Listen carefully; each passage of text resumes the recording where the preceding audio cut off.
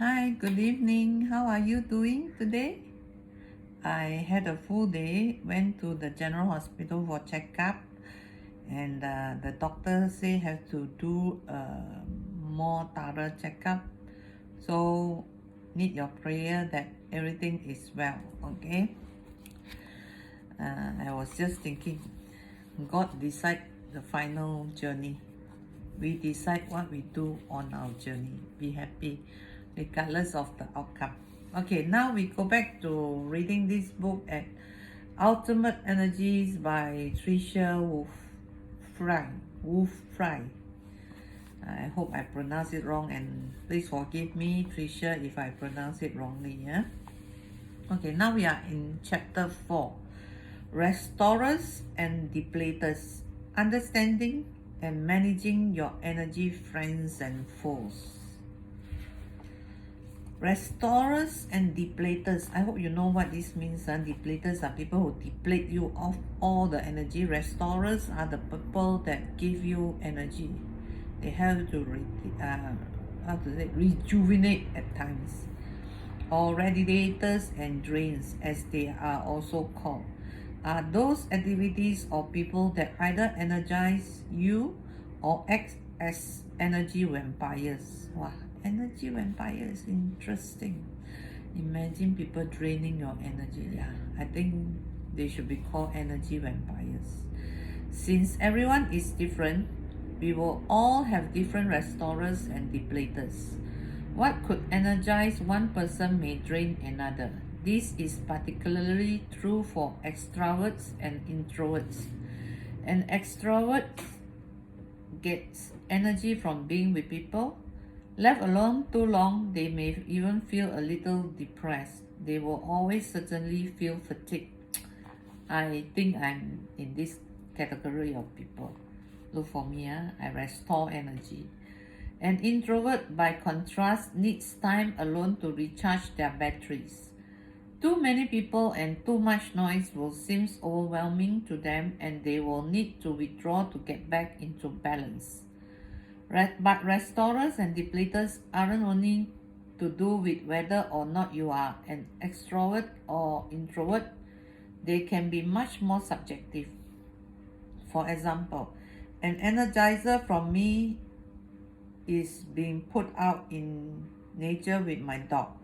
If I feel tired from working too hard, my brain becomes foggy, or I feel fed up, taking him out for a walk nearly always has a I feel fed up. Taking him out for a walk nearly always has a positive effect. Being playful with him has a positive effect too.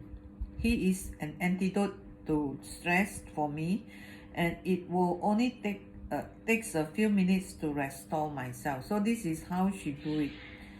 How about you? For me, I will take a drive out, look at the beauty of this world and how blessed I am. That restore my energy almost immediately. Another energizer is taking a book into a cafe and reading for a while. It's like pressing the pause button or taking a break from your day. Another restore for me is in completing a project or crossing something off my to-do list. It feels very empowering, energizing, and restorative to have that sense of achievement and completion. Often it's completely disproportionate to the actual result, but I enjoy it anyway.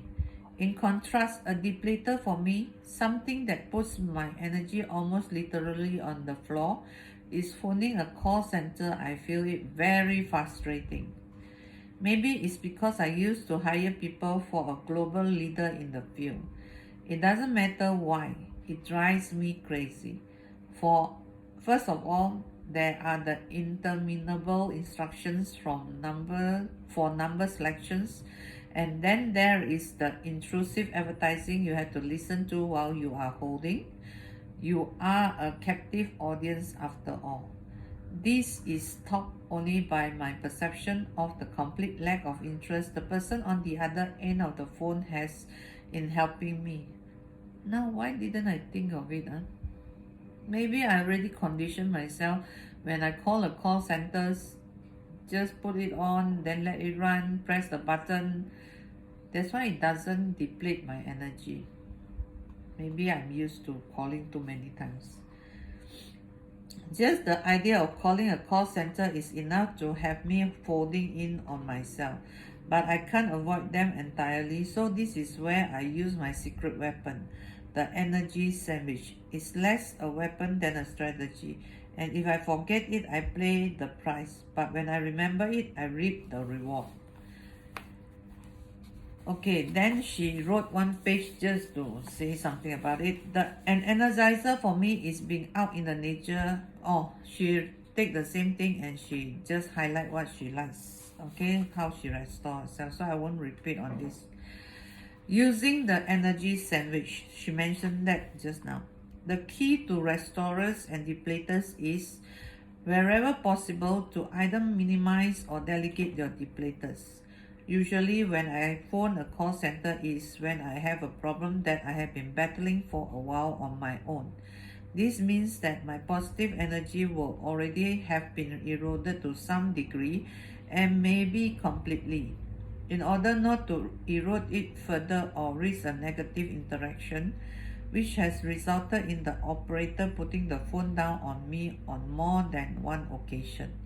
I manage my state with an energy sandwich which helped me cope with a negative experience more resourcefully.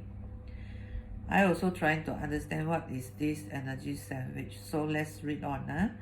This sandwich has nothing to do with eating and everything to do with being able to manage energy by placing a restorer either side of the depleter so you eradicate or reduce the negative impact. I think that's what she meant when I use my method of getting used to it, that I expected it to happen like that. So I already accepted the situation so it does not agitate me. But sometimes it still do, so I must make sense. That means I must immediately switch on this mode when I am feeling depleted during the call. My best energy sandwich for all call center scenario is to do a round of emotional freedom techniques before making this call. She give instructions. Later on, I read.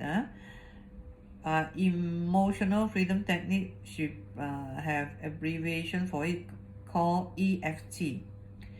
Gives me a calm, resourceful energy so that no matter what happened on the other end of the line, I am less bothered by it and more in control of the situation. After the call, if I'm working from home, I will take a few minutes out to play with my dog. This gives me a joyful light energy which neutralizes any residual negative from the call. It also creates a good foundation for me to continue with my day. Undertaking these activities either side of my call center adventure means that I can enjoy the rest of the day. Let's make an example of one of my clients. Claire is a manager in a Hulach company. She loves managing her team, developing strategy, and meeting clients. She dislikes intensely the monthly report she has to write for the management meetings. It requires a lot of detailed work, which is not her natural talent, though she can do it when she focuses. It just makes her feel as if she is wading through tricycle in a straitjacket and concrete boots. It can't be avoided and it can't be delegated, so it is down to her whether she likes it or not. So she uses her version of the energy sandwich. She preloads her energy with a half hour meeting with her team on a project that is going well. The positive energy of the team and the progress being made fills her with excitement and contentment, giving her just what she needs to get the report done. The filling of a sandwich. She then moves on to the third part of the sandwich, the second layer break, doing something positive which leaves her with good reserves of energy again. For her, this is having a coffee with a colleague and a catch up. For me, what is my energy sandwich when I don't like doing report? I will put a lot of pictures, cartoons at one of the corner. So that's what I did with my master thesis, my MBA thesis. I put emoticons. Though it doesn't look that professional, you can always remove it after you finish the report. It is of no harm to just put it in first. That is my method.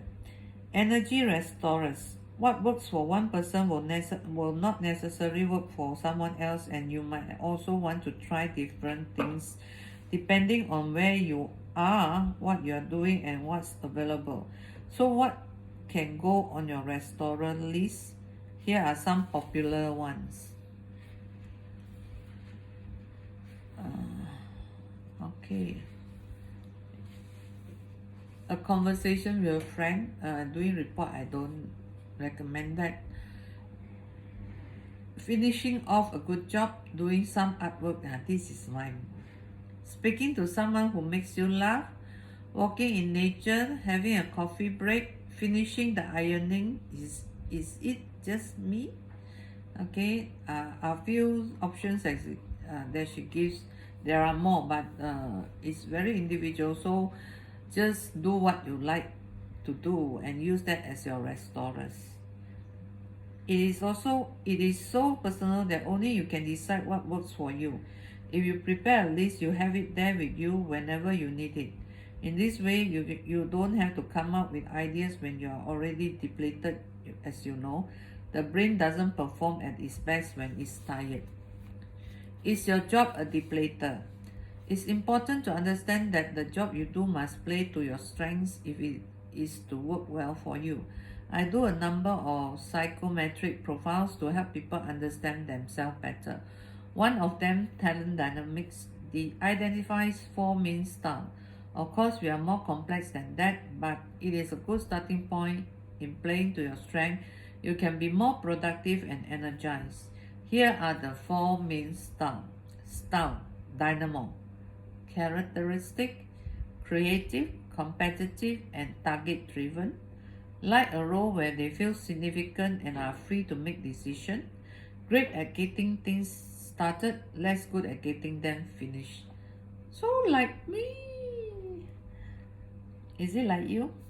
Okay, the next style is Blaze. Very sociable and talkative, build strong relationship, enjoy variety but can appear disorganized, easily distracted. This also like me. How come? The third style is Tempo. Good team worker, great at getting things done though they tend to take their time, likes to be given direction. Still, analytical and meticulous, prefer an environment with predictability and strong system, great with details but not so good at starting new things. Still is like the DISC when they are dominant. It sounds like that kind of people. There are 9 subcategories. Belvin is another useful tool, again with 9 different categories to help you understand what your specific strengths are. If you are someone who likes direction and certainty but works in a creative environment where you are expected to set your own path, with goals and changing a regular basis, you are likely to feel exhausted at the end of each day. Don't change your job regardless what happened now. Okay, it's the pandemic. Learn how to use restorer. To take another example, Sam was a really outgoing university graduate. He achieved a 2/1 in business studies and have accepted his first job offer as a trainee accountant. He was 3 months in and knew that he had made a mistake. The office was very quiet. His fellow team members were not up for sharing a joke or what they have done for the weekend, and the relentless number crunching was mind-numbing. The only light relief was the boss PA, to whom he often chatted at the coffee machine before being called back to his desk. Sam is a blaze doing the job of a steel. It will never work for him because he is too sociable and easily distracted. Also, it means that we can be a combination, Working against type is depleting. Working to your strength creates flow energy and you are more likely to be successful as well as happy. Okay, since this chapter is very short, I will share the time to reflect portion. Number one, what are your restorers? Think about it because this is where you get your energy from. Number two, how can you ensure more of this? Number three, what are your depleters? While you're looking at your benefits, you also must look at your uh, disadvantages, the advantage and the disadvantages, so that you know which is good for you. Number four, how you can reduce or eliminate these mid depleters. What would an energy sandwich be for you? You have to design your own. Is your job playing to your strength? If not, what kind of job would? Wow, this is the $1 million question. But luckily, I like what I do. Being a coach is so marvelous, and being a travel agent make the coach journey much more meaningful because we bring joy and happiness to people who travel with us. So tomorrow topic will be Chapter 5, Goals and Priority, the importance of focus for sustainable energy. Till then, this is a very short one, so stay cool. Yeah, see you. Bye bye.